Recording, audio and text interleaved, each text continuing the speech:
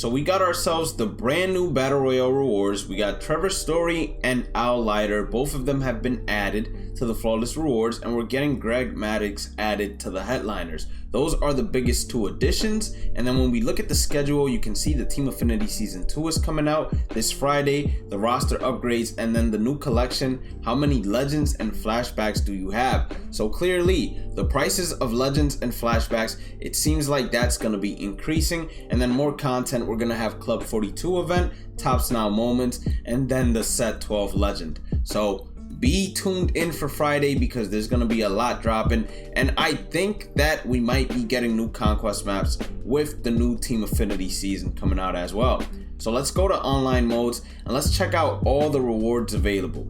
So when we go to the Battle Royale program, we're going to check out the silvers first, and we got Chris Davis, all around great hitting card. Fielding, first base, it doesn't really matter. He's definitely going to be a silver goon and a Battle Royale goon to say the least. Matt Joyce doesn't have the best attributes against lefties, but Matt Joyce has a cheat code swing, meaning he plays above his attributes. Doesn't matter what his attributes are against lefties, he's going to be a great card to use. Vita Blue coming out of the pen is going to be an amazing card with 41 stamina. He's going to be able to throw at least 2 innings, which is pretty good in Battle Royale in general. And then Tyler Flowers, he's going to have good contact, decent power.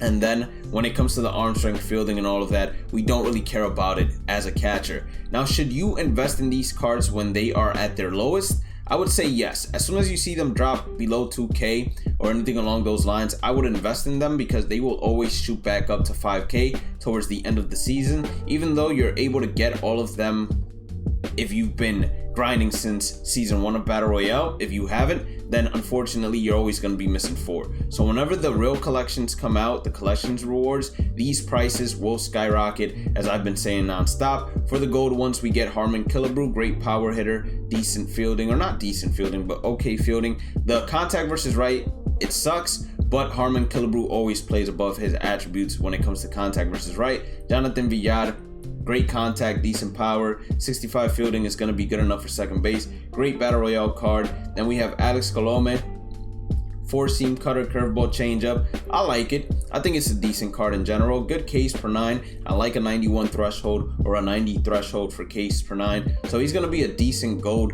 bullpen arm. And then Crush Davis, he's going to have 62 contact versus right, 109 power. It's going to be a power hitter. Most likely not going to make any of your Diamond Dynasty teams since he has no fielding, but it's going to be a tremendous power hitter in my opinion. And then when we check out the reward for 90 Battle Royale points, it's going to be Reggie Jackson. Now this card is going to be a monster, if you can't tell already from the hitting side. Reggie Jackson always has a good swing in the game, but unfortunately he's not the best defender in the world. 64 fielding and 60 reaction, it's gonna make the cut because of the 60 speed. That's gonna help him out tremendously, but he doesn't have the best cannon in the world. At best, if you have a team full of studs, meaning you've done the collections, you're most likely gonna use him as a bench bat. But if you are no money spent, then this is going to be a great option to put in right field. Move Joey Gallo to third base if you have to. And then from the flawless packs, we get ourselves LYLT. Now he has a sinker, cutter, curveball, slider, 4-seam. I think that this card is going to be decent all around, good, but do I believe it's going to be one of the best pitchers? With the hits per 9, definitely. With the case per 9, unfortunately, I wanted it a little bit higher, but it's still good enough, right?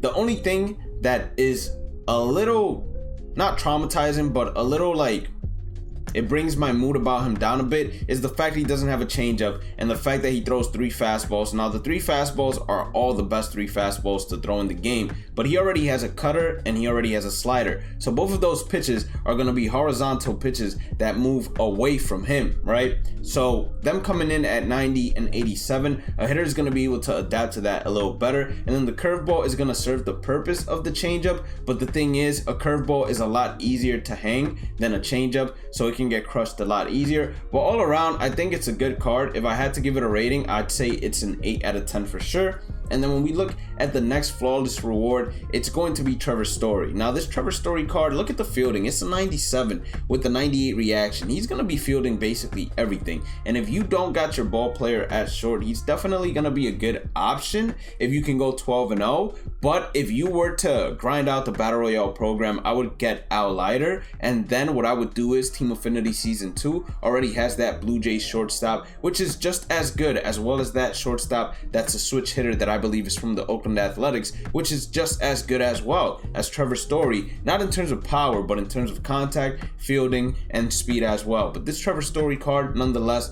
don't be underestimating it. It's gonna have a good swing.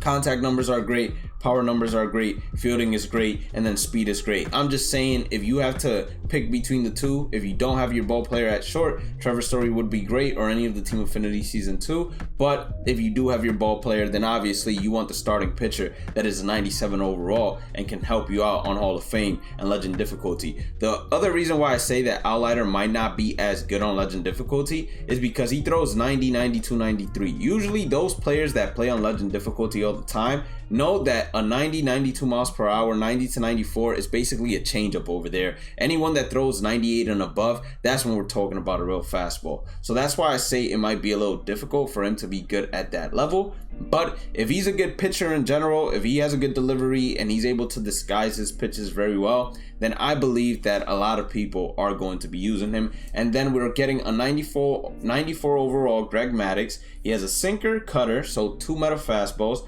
circle change, slider, and curveball. Now the gold Greg Maddux is really good in this game, so I don't expect anything less from this diamond version of him. Once again, him not having anything overpowering in terms of speed hurts him overall, but the speed differentials between each and every single pitch also helps him out tremendously, and he has a similar K per 9 to LYLT, and then the hits per 9 is not bad at a 92. Of course, we're not going to end this episode off without going ahead and doing this pack opening for you all, so I'm going to go ahead and hopefully pull him. And if I don't pull him, hopefully I pull someone else. Now, we are streaming today at 1 a.m. Eastern, so if you want to tune into the stream, make sure you guys go ahead and follow me on all my socials, which are listed right above me, and also subscribe to the channel, turn on the channel notifications, hit that like button on this video. It helps out tremendously. And if you would like to become a member of the channel, just press that join button next to that red subscribe button, or the link inside the description. My social medias are also in the links inside the description. Let's start it off. Set 11. We get ourselves Ryu. That's unfortunate.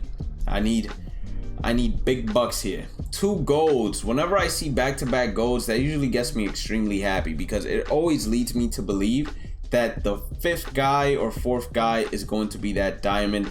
And still, come on. All I'm asking for is 1. I think we've been literally in headliners. When it comes to pulling headliners, this is the 11th headliners, and we've bought each and every single headliners. So 11 times 5 is 55. We're 0 for 55. When it comes to pulling our headliners, we are 0 and 55. Can you believe that? Can you believe that?